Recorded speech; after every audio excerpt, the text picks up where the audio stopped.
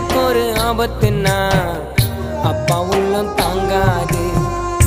எனக்கு ஜுரம் வந்தா எங்க அம்மா தூங்காது.